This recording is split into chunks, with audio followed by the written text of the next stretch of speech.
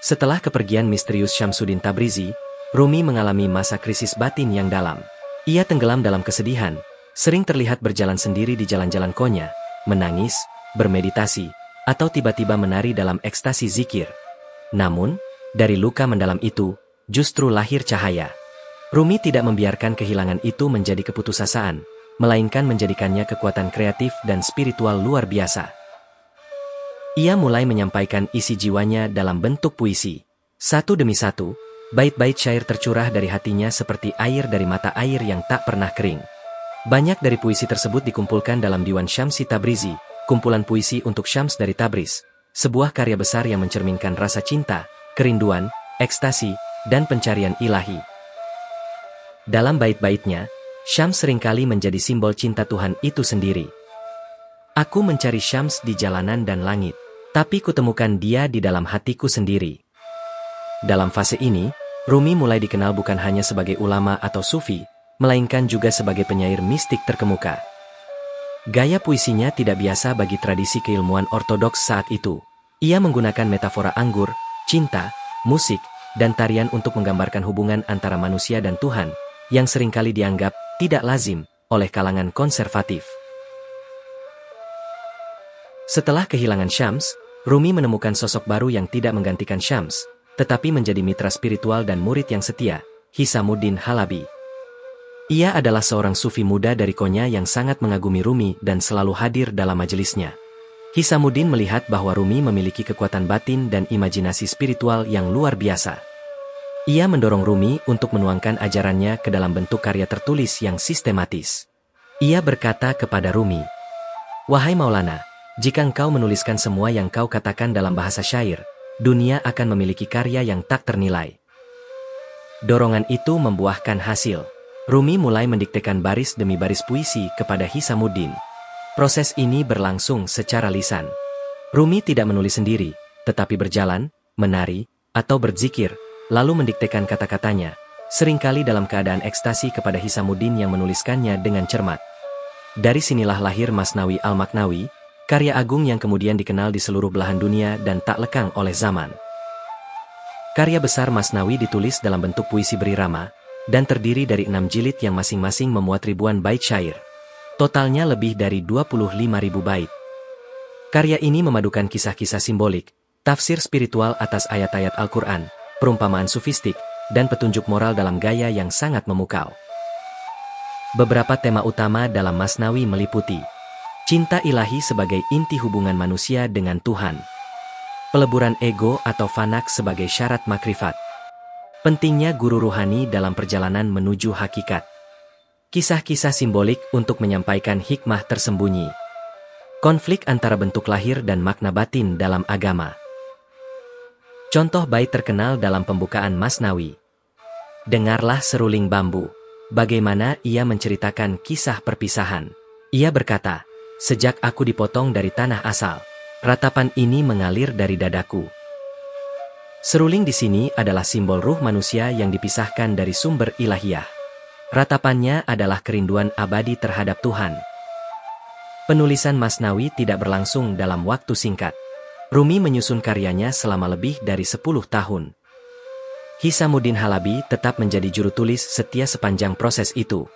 Seringkali, penggalan-penggalan Masnawi lahir dari percakapan, zikir, atau pengalaman spiritual spontan.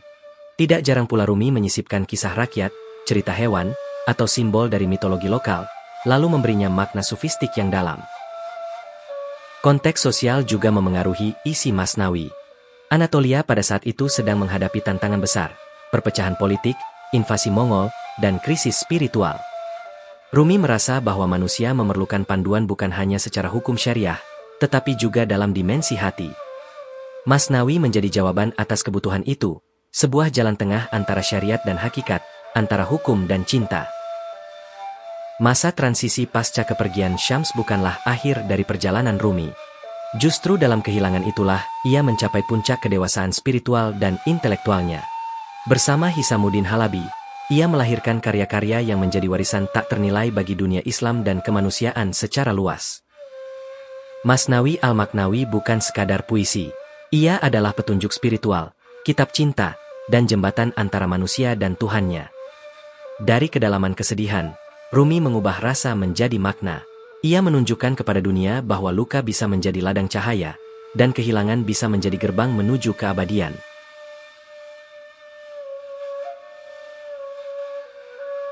Kitab Masnawi Al-Maknawi, atau sering disebut hanya sebagai Masnawi, dianggap sebagai karya terbesar Rumi sekaligus mahakarya dalam kesusastraan Islam. Karya ini tidak hanya penting dalam tradisi Sufi, tetapi juga memiliki pengaruh mendalam dalam khazanah pemikiran filsafat, etika, dan teologi Islam. Dibagi dalam 6 jilid yang totalnya lebih dari 25.000 bait, Masnawi berisi kisah-kisah alegoris, tafsir Sufi terhadap Al-Quran, refleksi moral, serta pengalaman spiritual yang sangat kaya. Karya ini berfungsi layaknya buku pedoman ruhani untuk siapapun yang sedang menempuh jalan menuju Tuhan. Menurut Annemarie Schimmel, Masnawi dapat disejajarkan dengan Divina Commedia karya Dante dalam dunia Kristen atau Bhagavad Gita dalam konteks Hindu, sebuah teks spiritual universal yang terus dibaca lintas generasi dan budaya. Kemudian menurut William Hittick dalam bukunya The Sufi Path of Love, Masnawi adalah laut spiritual yang dalam. Ia bukan hanya berbicara kepada Muslim, tapi kepada semua hati yang rindu kepada Tuhan. Rumi tidak menulis Masnawi secara sistematis seperti buku-buku fikih atau kalam. Sebaliknya, ia menggunakan pendekatan naratif yang bebas dan mengalir. Tiap kisah di dalamnya berdiri sendiri namun saling terhubung secara tematis melalui benang merah spiritualitas. Beberapa ciri khas gaya naratif Masnawi. Penggunaan kisah simbolik.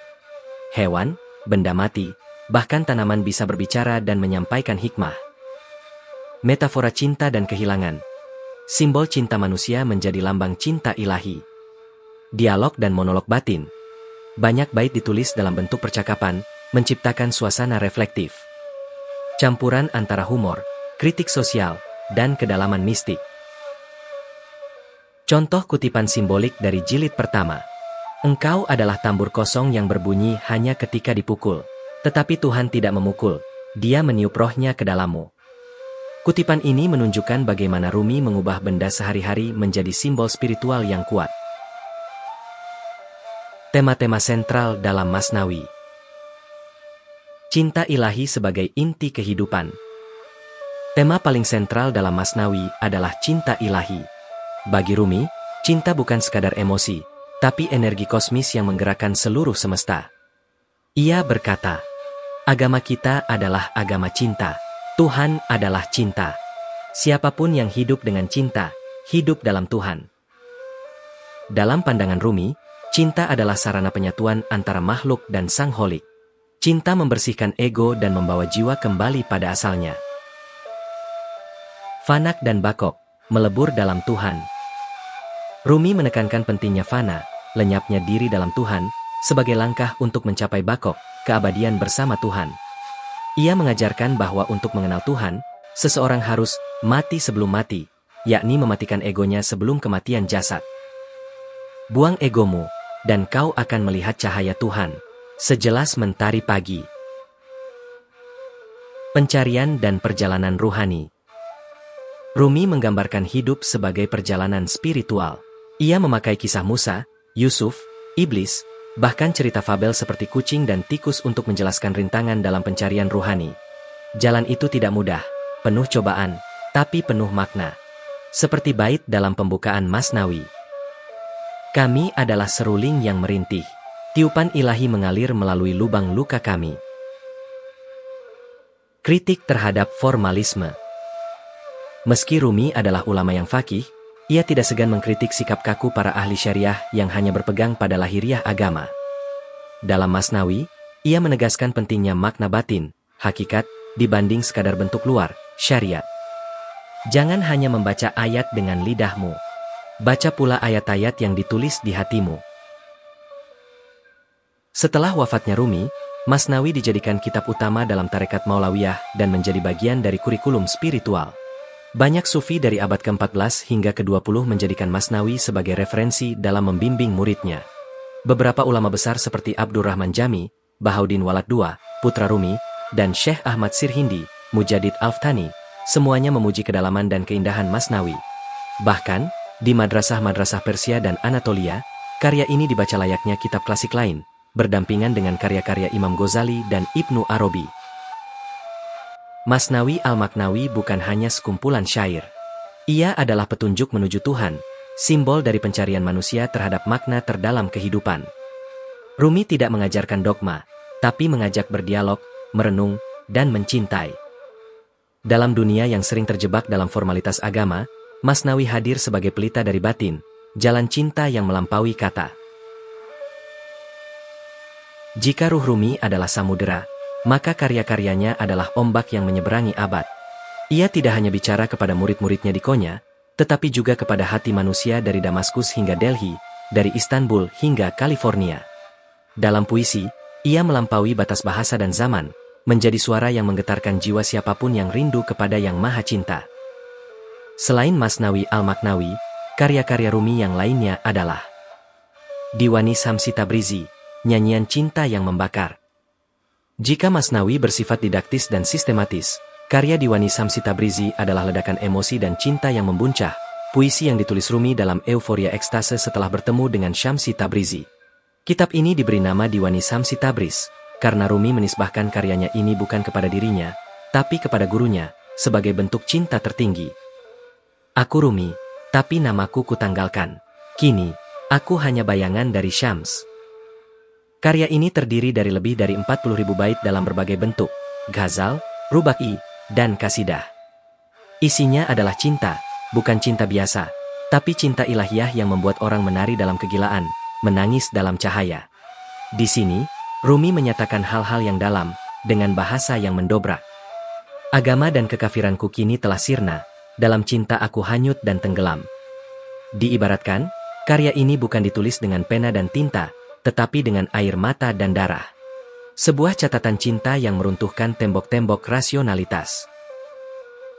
Fihi mafihi, hikmah dalam obrolan sehari-hari.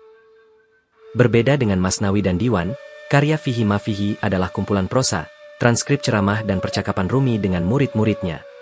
Judulnya berarti, di dalamnya terdapat apa yang terdapat di dalamnya. Seolah menyatakan bahwa kata-kata ini adalah kulit dari intisari ruhani. Dalam buku ini, Rumi membahas berbagai tema, dari makna zikir, tauhid, hingga cara menyikapi ego dan hawa nafsu. Kadang lucu, kadang tajam, tapi selalu menyentuh dan menggugah. Salah satu kutipannya, bila kau haus, air menjadi penting, tapi bila kau tidak tahu kau haus, bahkan air hujan pun lewat tanpa makna. Buku ini menjadi jendela ke dalam pikiran Rumi yang lebih manusiawi, bagaimana ia berpikir, menjawab pertanyaan murid, dan menyampaikan hikmah dengan gaya percakapan. Maktubat, surat dari jiwa ke jiwa. Tak banyak yang tahu bahwa Rumi juga meninggalkan kumpulan surat, yang dikenal sebagai maktubat. Surat-surat ini ditujukan kepada raja, gubernur, murid, dan sahabat. Berisi nasihat, motivasi spiritual, dan kadang kritik lembut. Surat-surat ini memperlihatkan sisi bijak dan penuh kasih dari Rumi sebagai pemimpin ruhani dan cendekiawan. Dalam satu surat, ia menulis kepada seorang murid yang sedang diuji. Kesulitan bukanlah kutukan. Ia adalah anugerah yang sedang menyamar. Menariknya, dalam semua karya Rumi, meskipun ia adalah seorang ulama besar, nyaris tidak ada kutipan fikih atau hukum. Ia tidak menulis kitab fatwa atau tafsir harfiah. Sebaliknya, ia menawarkan tafsir cinta, menyingkap makna terdalam dari agama, bukan kulitnya. Dalam syair-syairnya, Rumi mengajak pembaca meninggalkan fanatisme dan masuk ke dalam kesadaran yang lebih tinggi. Agama adalah seperti lilin. Bila lilin itu padam, kau harus mencari cahaya, bukan mempertahankan bentuknya. Karena itulah, karya-karyanya diterima lintas iman dan zaman. Yahudi, Kristen, Hindu, bahkan ateis, semua menemukan cermin dalam puisinya.